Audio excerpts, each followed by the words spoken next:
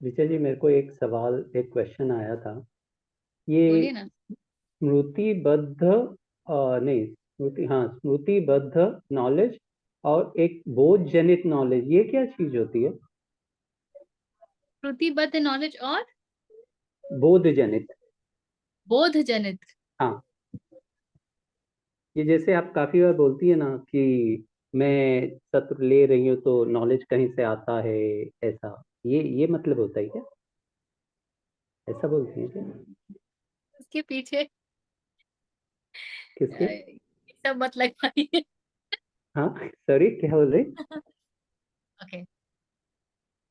श्रुति जनित knowledge is जो आपने सुन लिया, पढ़ लिया, उससे जो भी आपको ज्ञान प्राप्त।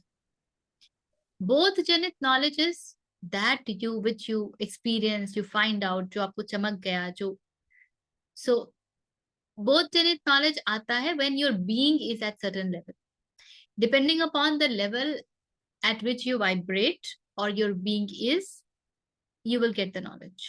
अगर आप बहुत ग्रॉस हैं तो आपके पास बोध जनित नॉलेज कुछ भी नहीं होगा, बोध जनित कुछ भी नहीं होगा। किंतु यदि आप बहुत सूक्ष्म तल पर वाइब्रेट कर रहे हैं तो आपके बोध में बहुत कुछ उतरेगा। जैसे हमारे ऋषियों के साथ ये प्रक्रिया थी ना कि वेद कहाँ से आए, वेद को अपौरुषेय क्यों कहा गया। कोई ऋषि क्यों क्लेम नहीं करता है कि मैंने वेद लिखा। आपको कभी किसी ने कहा कि ऋग्वेद के रचयिता ये हैं, यजुर्वेद के रचयिता ये हैं, सामवेद के रचयिता ये हैं, अथर्ववेद के रचयिता ये हैं? कभी किसी ने कहा? So that knowledge is already present in the ether, in the Cosmos. वो जो भी ज्ञान है वो सब कुछ उपलब्ध है इस कॉस्मोस में, सारे ज्ञान उपलब्ध है। हर वो चीज जिसको आप जानते हैं या नहीं जानते हैं, एवरी साइंटिफिक डिस्कवरी, द ज्ञान is already there in the cosmos. Everything that we invent, the ज्ञान is already there in the cosmos. Now the question is, how do we access it? ज्ञान तो है, पर उसको एक्सेस कैसे करें? क्योंकि जो सूक्ष्म ज्ञान है वो बहुत फाइन वाइब्रेशंस के साथ है।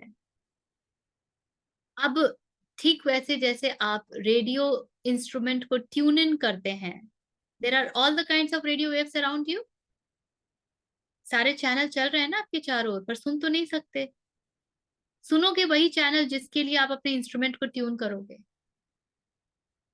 सिमिलरली, जब जो कुछ भी कॉस्मोस में है उसको चैनल करने के लिए जो इंस्ट्रूमेंट होता है वो हम स्वयं होते हैं।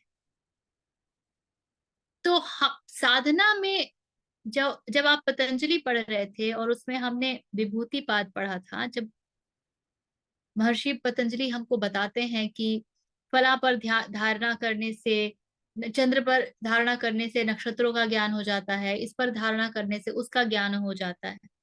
कैसे? when you are doing dhyana on something, you are tuning yourself to the frequency of that particular thing, and hence everything, all the knowledge which is there in that particular bandwidth gets downloaded into you. तो जो हमारे ऋषि मुनि इतना तप करते थे तो वो बहुत हायर फ्रीक्वेंसी पर वाइब्रेट करते थे, और इसलिए कॉस्मोस में जितने भी मंत्र हैं, जितने भी विद्याएं हैं, वो सब उनके द्वारा उस रूप में आ गई जो हमारी इंद्रियां देख सकती हैं। जैसे वो बोला जा सकता था, पढ़ा जा सकता था, सुना जा सकता था, अब वो इंद्रिय के एक्सेस में आ गया ना। इसीलिए उनको अपौरुषेय कहा जाता है, जो किसी पुरुष से नहीं आया। तो जो बोध जनित नॉलेज है वो आता है जब आप हायर लेवल पर वाइब्रेट करते हैं, when you tune to the frequency of whatever। आपको क्या लगता है कि आइंस्टाइन को सपने में कैसे पता चल जाता था कि रिलेटिविटी है, थ्योरी ऑफ रिलेटिविटी है? There are lot of scientist who have claimed that they they get into the problem, बहुत ज्यादा प्रॉब्लम में बिल्कुल पूरा सब कुछ जितना भी उनको कंटेंट होता है सब कुछ सामने रख देंगे, and then they will go to sleep and they will get the answers in the dreams, and then they get up and they just document it. How does it happen in dream? In this entire process of doing the research, they have tuned their vibration towards that particular problem, and there is this deep faith कि इसका solution मुझे मिलेगा, so they get it. अगर ये faith ना हो तो उनको जब सोल्यूशन मिलेगा तो उसको वो रिसीव ही नहीं कर पाएंगे। इसीलिए हम कहते हैं कि रिसीवर का बहुत बड़ा रोल होता है, बहुत बड़ा। रिसीवर बहुत महत्वपूर्ण होता है। जब कोई रेकी सीखता है और मुझे धन्यवाद करता है तो मैं कहती हूँ मैं धन्यवाद की भागी नहीं हूँ, आपने इसको रिसीव किया है, ये बहुत बड़ी बात है। I have always been there to teach, but without the receiver whom will I teach to? So पात्रता का जो हमारा कॉन्सेप्ट है वो पूरा यही है, how good a receiver are you, आप कितने अच्छे पात्र हैं।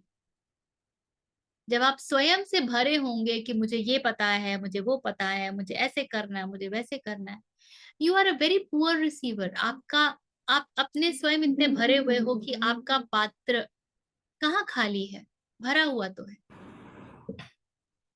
और कई बार तो हमारा पात्र उल्टा होता है, जो कुछ भी डालो वो किनारे से गिर जाएगा, स्लिप कर जाएगा, भीतर तो कदम ही नहीं रखता। ठीक है। So both Janit is when you understand it from the bottom of your being, totally you have become that. थोड़े शब्दों के भी खेल हैं, शब्दों में मत फंसा कीजिए इतना। धन्यवाद।